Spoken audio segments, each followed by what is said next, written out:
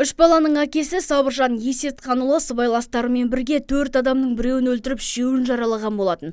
Осы қылмыстық топты ұйымдастырып, қару қолданған Кадиров 20 жылға сотталып кетті. Ал сыбайласы ретінде тіркелген Сабыржан бүгін екінші рет ақталып отыр. Оған 4 бап бойынша айып тағылып, 7-мен ақталып шықты. Ал бұзақылық бабымен 2 жыл 6 айға бас бостандығына шектеу қойылды.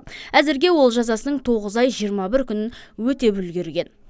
Қазақстан Республикасы қылмыстық кодексінің 293 бабының 2 бөлігінің 1 тармағымен қарастырылған қылмыстық құқық бұзушылық белгісімен кінәлі деп танылсын. Оған осы бап бойынша 2 жыл 6 ай мерзімге бас бостандығын шектеу жазасы тағайындалсын.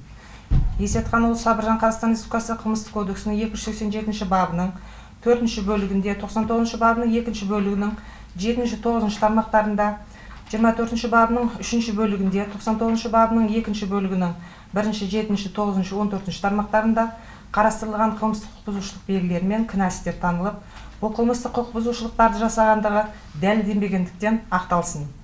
Соттың кескен жазасымен туыстары келіспейді. Олар әділетсіздік орнатты деп сот залында шу шығарды.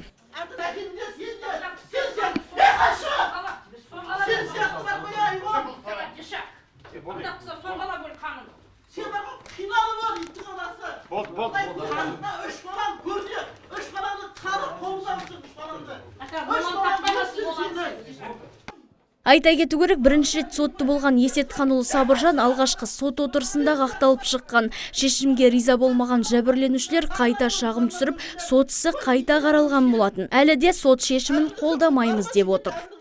22 наурыз күні мына Кадиров, Ғани, Пашекеев, Есетханұлы үшеуі кәдімгі қаруланып кіріп, адамдарды атады.